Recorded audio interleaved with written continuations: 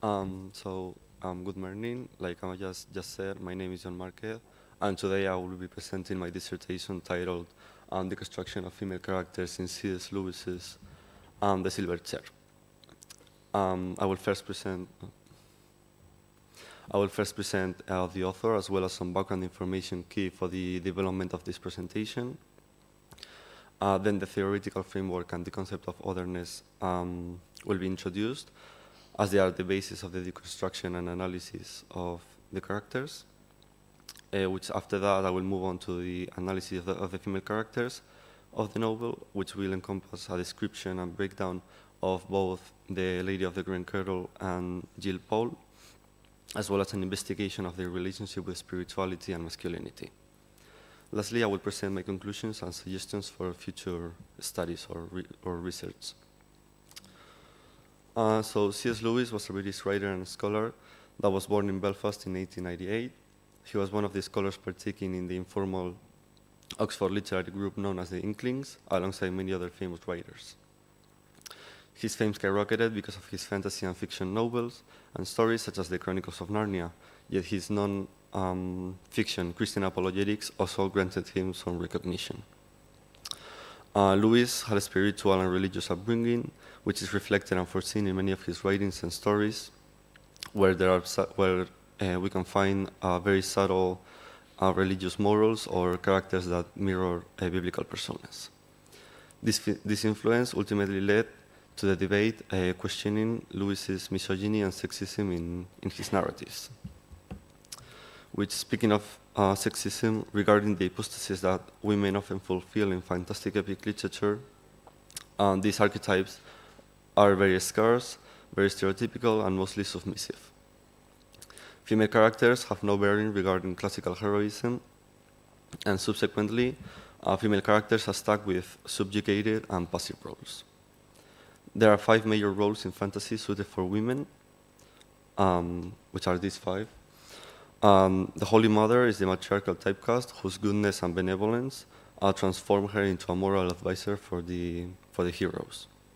The Good Mother is another role that relies heavily on the hospitality of femininity, which they are mother-like figures who support and boost the protagonists.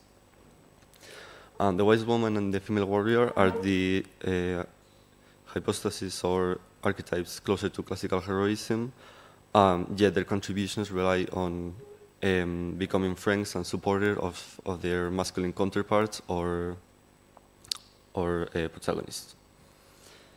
The female warrior could be or would be an archetype inside the wise woman, where the female warrior arguably assists in battles and fights, yet they are never considered part of the discourse.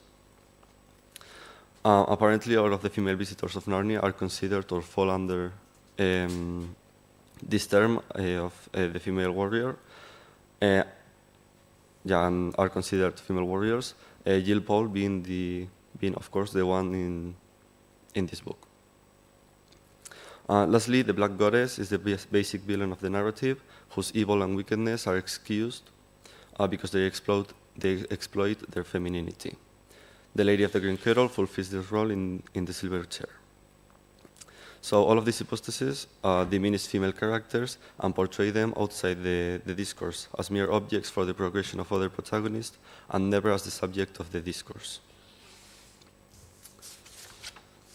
So we can say that, in simpler words, female characters are often visualized as otherness. Otherness, in case anybody doesn't know, is a concept employed by many theorists and scholars to explain the state of submissiveness or exclusion some groups undergo about a social binarism or dichotomies that determine what is considered or assumed as the one and what is the other. Simone de Beauvoir, for example, French philosopher and writer, coined this concept in her book, The Second Sex, where she specifically established the female position in society, literature, and history regarding otherness, where women are usually depicted and treated as the other, exclusively because they are feminine, emotional, passive, conquered, and wild. The female characters in the silver chair are the prime example of the exclusion and discrimination the female other suffers. On the one hand, we have the Lady of the Green Kettle as the brutish, tyrant witch that she resembles.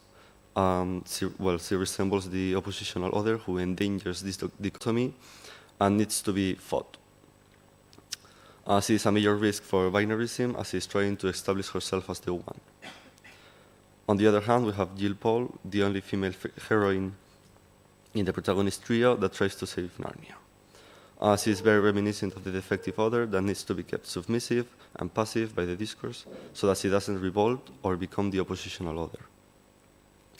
And that is why throughout the book, Jill gets diminished, belittled, and humiliated.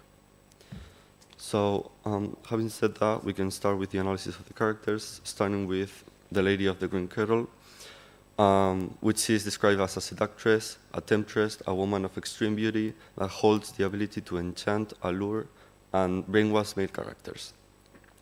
She employs and abuses her femininity and beauty to achieve her goals and ambitions of becoming the headship of Narnia.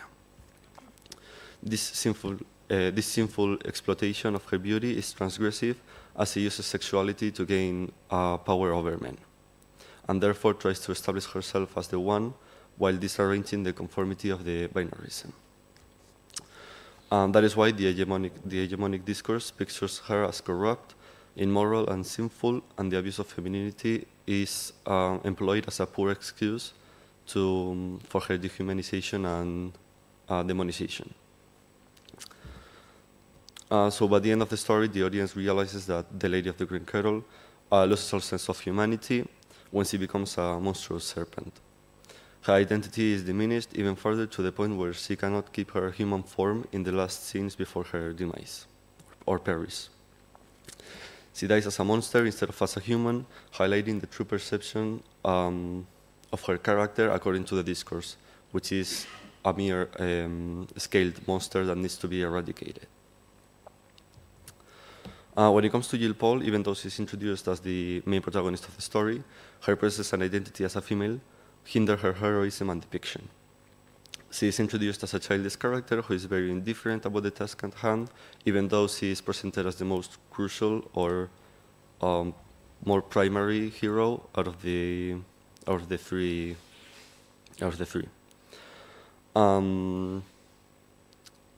She is the only one that sees and gets to spend time with Aslan, who in return explains the mission to her, teaches her designs, and spends time with her while helping Jill memorize the importance of the task to save Narnia. So the cruciality of this mission is explained very early on in the book or the novel. However, Jill just appears to be very indifferent about it or towards it throughout the story, as we can see that she stops remembering the signs at some points and even forgets them, which further evidences her weak determination as a hero. Her immaturity and inexperience are further proof of how corrupted her heroism is portrayed. Jill Paul is described with childish attributes in the for the entirety of the book. Her arrogance and selfishness, reminiscent of little girls, are highlighted and negatively showcased, as her immaturity and selfishness seem to be a consequence of her gender more than of her age. In fact, Eustace Scrub, Eustace Scrub, the other human protagonist that comes from the real world to save Narnia, while arguably being the same age, he is depicted as completely mature and thoughtful, unlike Jill.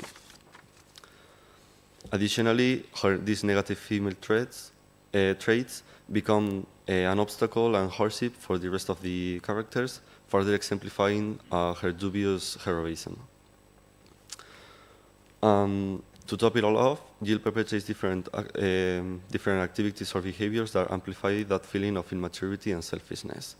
So activities like falling asleep at crucial times or acting obstinately ultimately diminish her status as a hero who seems to not take the adventure seriously. Nevertheless, despite the book's attempt to demonize and humiliate both female characters, the most troubling aspect is the inclusion of spirituality and how it serves as an excuse to further belittle female characters and boost masculinity's superiority. Spirituality in this context is referred to as the relation or connection characters have with God. It seems fair to acknowledge that Aslan is the closest godlike or divine entity in Narnia. And so presumably, we can agree that the Silver Chair's female character's spirituality will be evaluated or measured according to this, depending on their relationship with Aslan. Therefore, Aslan, being the so obvious masculine individual that he is, we could argue that spirituality in this very context measures the degree of subjugation of female characters, subjugation of female characters regarding masculinity. So, for example, the Lady of the Green Kettle's spirituality is extremely corrupted and wicked, considering her ambitions of becoming a ruler dispute directly with Aslan's ideals. Her spirituality is a reflection of this rejection of masculinity.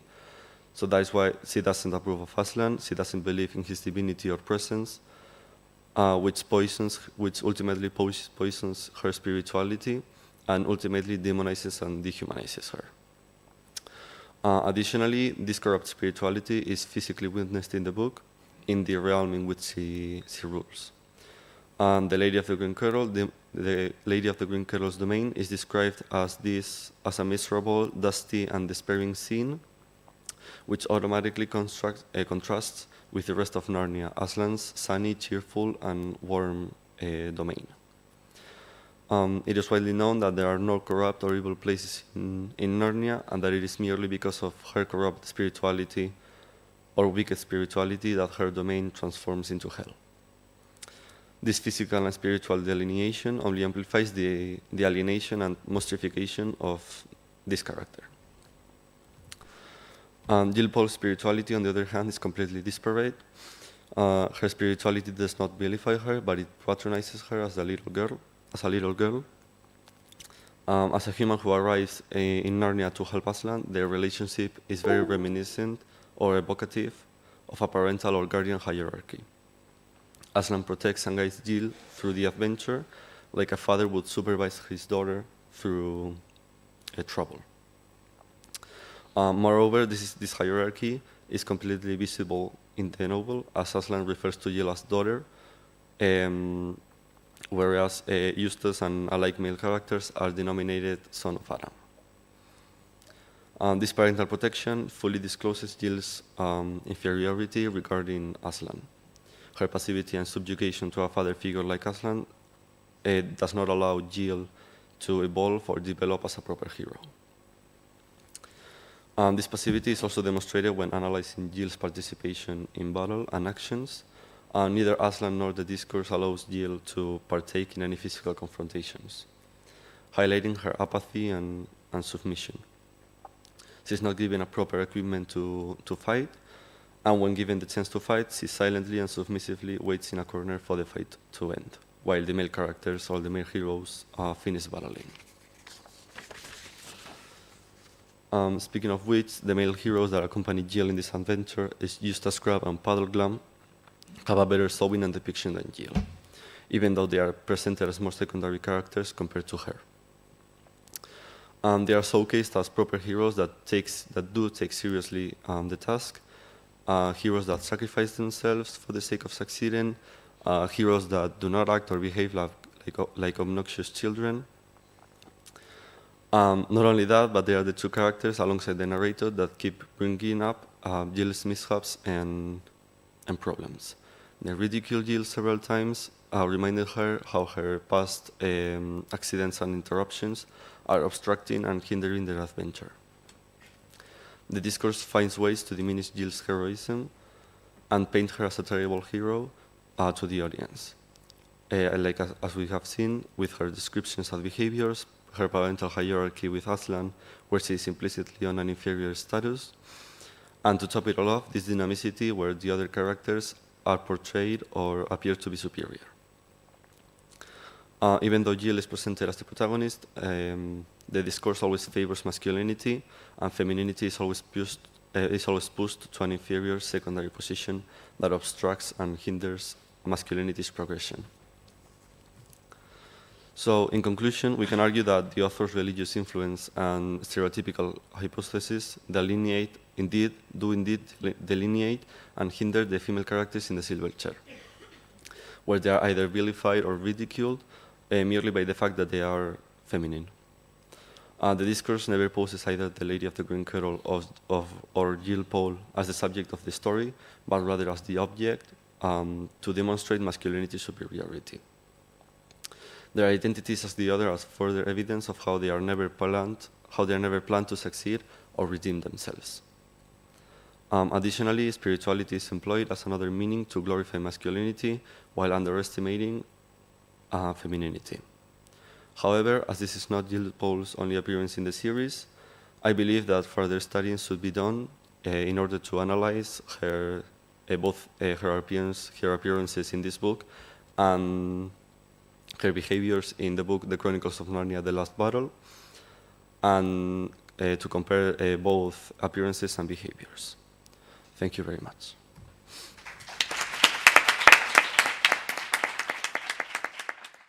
Sorry, what was her last name? Jill Pole. Oh, sorry, yes. And her depiction of especially more childish and heroic like than the other characters. Because when I think about Narnia, I always remember that for most of the books that have these child protagonists, there is at least always one misbehaving child. So for the Lion, the Witch, and the Wardrobe, we have Edmund, and in that book it's Lucy who has like the special connection with Aslan. And then for the Voyage of the Dawn Treader, of course, it's Eustace himself, who is a brat. He's arrogant, turns into a dragon, which I love. And then all these misbehaving children have growth, and in the next book they are a different character. They found a way to deal with their faults, and they go from there and become new heroes with more the values that are more present in the other heroes that they are compared with. And my question was, how do you think this plays into Jill's evaluation, this deconstruction of Jill as being submissive, and because she is female, in the larger context of the series? And if Jill develops in the last book of the series, which especially the last ones, I didn't read so much, so I cannot remember actually. So thank you, it was very interesting. Thank you for your question. I do agree with the fact that there is always a misbehaving child in every book, or in most of the books. And yeah, it is true that in the next book of the Silver Chair, which is The Last Battle, Jill does get an evolution and like character development that truly shows how her inner heroism and actions. I do have to say that in this book, the misbehaving child type of conduct and progression seems to be more of, like I said, more like of her gender, more than of her age. So, for example, Eustace and the Pevensey from The Lion, the Witch, and the Wardrobe.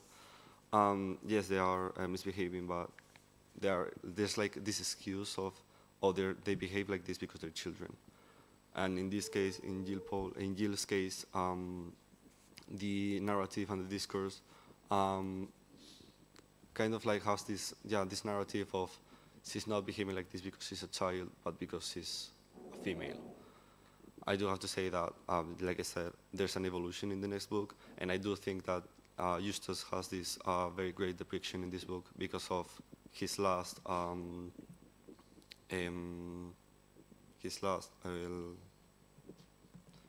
like apparition in the previous book. So that's why I said that further studying or research should be done and compare how her heroism evolves in both books. I think if that answers your question. Okay, thank you, absolutely. Okay.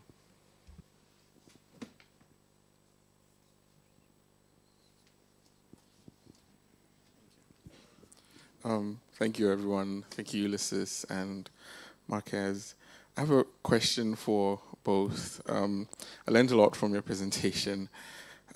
For Marquez, I was thinking about I think the last point you made about the transformation of the Lady of the Green Kirtle to a monster, right? And you're reading that as a dehumanization. I'm thinking if it's possible to read that transformation as from a kind of masculine sense as well. The monster as fearsome, the monster as, I don't know, that which creates anxiety in some ways. So I was wondering if that reading is also possible in this whole idea of the monster. And for Ulysses, I haven't read Barfield. It was really interesting. And I guess this is one of the things with theory, I guess all theory in some ways. So the question I have, and I liked your reading of Numa, the spirit and the encoding that you bring in. I'm wondering to what extent is Barfield's theorizing universalizing in some ways? Does it take? And I like that you bring in the Sapir-Whorf hypothesis at the end, because when we talk about ancient peoples and myth, what is he looking at this from a particularly Euro-Western lens? Is there a cultural context? Is it culturally responsive? His theorizing on myth is the question I have.